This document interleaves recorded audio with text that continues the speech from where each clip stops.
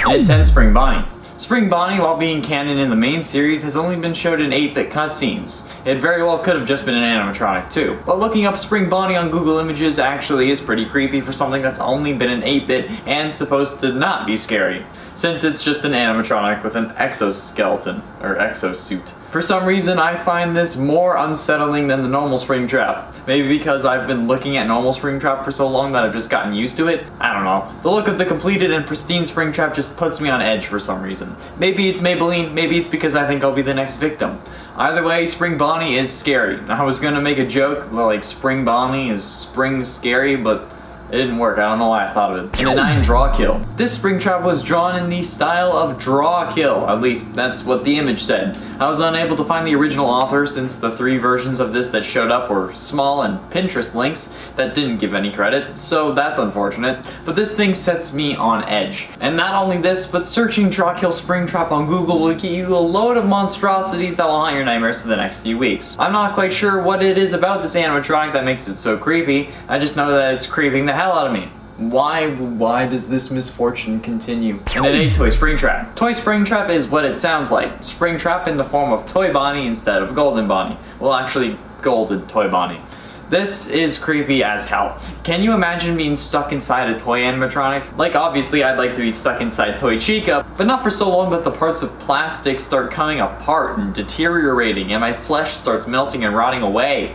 Yeah, I don't like the thought of that, and yet here we are with Toy Springtrap and it hurts my feelings. Like on a deep level. Like, at least they didn't do this to Chica, otherwise I think I would be crying on camera, and the editors would leave it in because they like to watch me suffer, just like the rest of you do. And at 7, Shadow Spring Bonnie. Shadow Spring Bonnie is one of the 2 primary antagonists of Final Nights 2. He is one of the final animatronics in the game. Shadow Spring Bonnie resembles Springtrap, as to be expected when mentioning Springlock suits, but similar to Springtrap, he lacks the suit on his feet and has a majority of his right ear missing. Overall, he has rips, but not any real missing limbs or parts at all, which is a stark contrast to the burnt animatronics in the first 4 nights of this game. His face glows white, which is noticeable when he's in the hallway, but also gives him a more sinister appearance and pushes the something supernatural that most of the Shadow animatronics have, like with Shadow Bonnie from FNAF AR. Shadow Spring Bonnie takes the role of Burnt Freddy and Burnt Foxy on night 5, which means that he's very fast, so the player needs to seal the vent quickly, otherwise you'll get jump scared. He also may appear in the hallway, but if he does, never use your flashlight, otherwise you'll get insta-killed. Instead, you need to inspect his face when he appears there, and if he's twitching, close the door. A rattling sound will be heard so that you know he's left. And the fact that you need to look at his face to see if you're in danger just makes this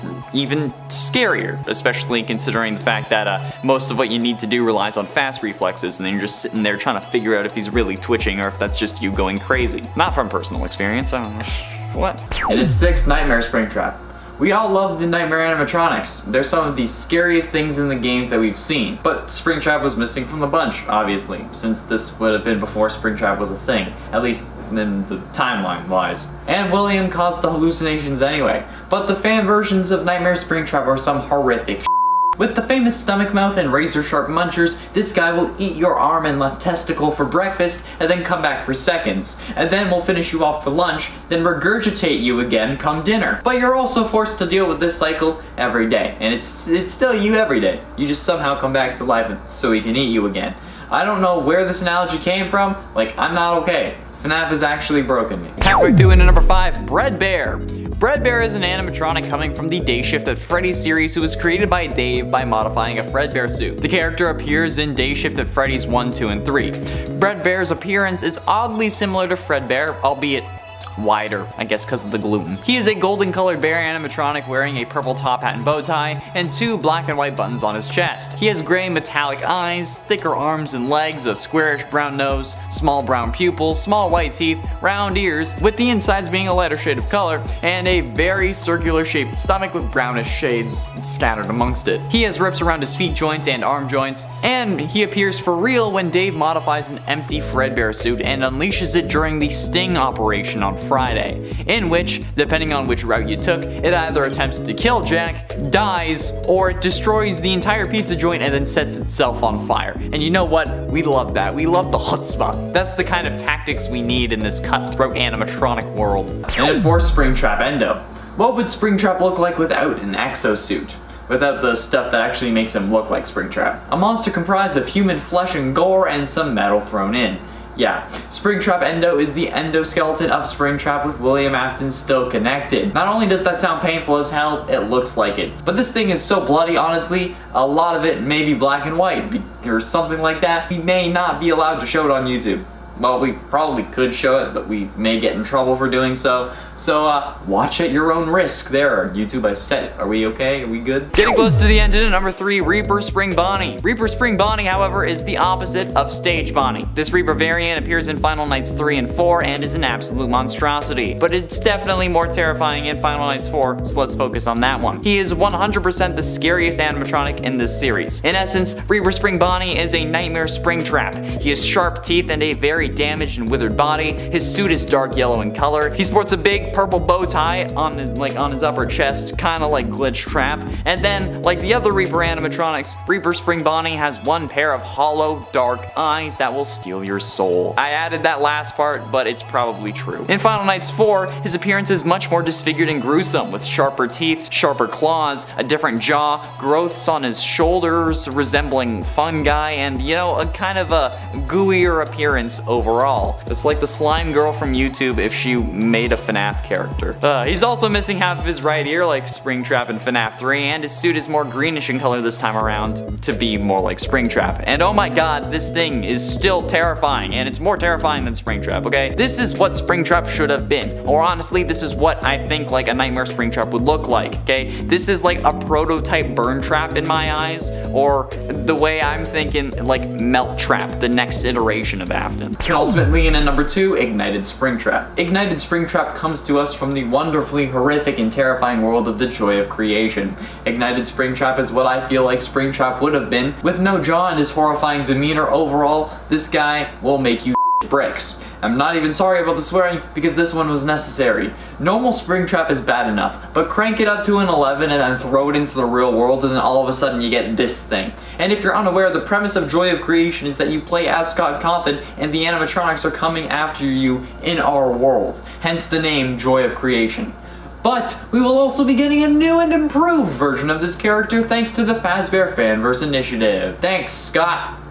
Just makes everything more terrifying. Hooray! And at 10, Grim Chica. The first Springlock victim in the Final Nights series, Grim Chica is a primary antagonist in Final Nights 3 Nightmares Awoken. Unlike the others, she is not a Reaper animatronic. Grim Chica holds a strong appearance to the Springlock suit on the poster for the Night 3 cutscene, but her faceplates are very hard to spot. And she's also almost entirely purple. The glowing accents inside of her resemble a human corpse. She lacks a bib unlike the original Chica. Her overall body is very slim like the original toy Chica, except for her hips, which appear to be much wider for birthing purposes, and she lacks shoulders or upper arms, with her forearms protruding from her armpits. Grim Chica is also revealed to be a Springlock victim in the museum levels, saying, quote, "A victim of a Springlock failure, forever forced to haunt the suit she was wearing. Now being manipulated by your sister and mother. Tried spray on tan, still very pale." I relate to that. No matter what I do, I'll always be pale and pasty, okay? But I'm fine with that. However, while she is also a Springlock victim, she's in the suit that she was wearing, therefore she is a Springlock animatronic. Alright, so I'm like, come on. I mean, also, but like, what did you do to my girl Chica? Like, I'm sorry, Mommy Kentucky. I didn't mean to. These are transgressions. Keep my wife's name! And at 9, Grim Fredbear. Grim Fredbear is one of the antagonists of Final Nights 3 Nightmares Awoken. He is only active on Night 5 and is found in the left hallway. Grim Fredbear resembles the normal Golden Fredbear, only with his suit glowing a deep purple color while the interior of the suit glows a bright white. His upper face appears to be torn off, including his eyes, leaving an empty, hollow, gaping hole in its place. That sounded weird. The inside of the mask, though it appears like there is nothing inside, actually conceals a white, pale human head that can only be seen during his jump scare. And before you ask, yes, it's mine. This animatronic is clearly meant to be a reference to Shadow Freddy and the theory that these Shadow animatronics were Springlock victims, which is later confirmed by Scott to be false when stating that only William was a victim of a Springlock failure. But in the museum level of this game, which unlocks after Night 5, it is also revealed that Grim Fredbear is a Springlock suit, saying, quote, "Another Springlock failure victim, the second generation of Fredbear." In at 8, Golden Call. As a human when alive, Golden Call's name was Kyle. However, now he is a Springlock victim stuck inside a Golden Freddy Springlock suit, suit. Golden Call has the typical run-down Springlock suit vibe, similar to Springtrap. However, this is much more gruesome. His left ear is bent, he has bugs coming out of basically every hole in the body, human eyes are hanging out of the animatronics eye sockets, just dangling there, like my grandfather's tie. He's missing an exosuit on his right foot, and the character is holding a flesh-colored, at least flesh-colored, it might even be flesh-made phone in his right hand that stays stuck to his head via more flesh and blood strands connecting it. Yeah, it's gross. It's a monstrosity. And looking at the age on the wiki, Kyle was only 5 years old when he got spring-locked, which is absolutely just horrible. God, that sucks. That would be rough. I would be offended if that happened to me. Like, yo, I'm only 5. What did I do to deserve this? And at 7, Scorched Springtrap. Scorched Springtrap is different than its canon counterpart from FNAF AR. Scorched Springtrap in essence looks like a phantom version of Springtrap, like as if it was a hallucination in FNAF 3. Basically a burnt version of Springtrap after the fire at Fazbear Frights. Speaking of which, it looks like they just showed up across the street, because there's fire trucks over there. But I'm sure you're seeing it, so you know what I mean. Sure, normal Springtrap is pretty spooky, but this guy just takes it one step further and really messes with your head. It's ironic given how you can actually see Springtrap on multiple cameras in FNAF 3 as another hallucination. So, Scorched Springtrap looking like a phantom makes sense. Speaking of which, in at number 6, Garvey, a psychopathic, cold-blooded killer. He stopped being human long ago. That's how Garvey is described in the extras of Dormitibus, the game from which he hails. Garvey is the penultimate antagonist to Dormitibus, and as a human, he was a man who killed the missing children, and later went on to get trapped in Spring Bonnie, becoming Springtrap, and then was burnt to a permanent death in the Fazbear Frights fire. That's where these two differ, okay? Garvey is a much more gory version of Springtrap from FNAF 3, and one that actually dies. However, it is not William Afton, as this game was released before the name reveal, so even before FNAF 4.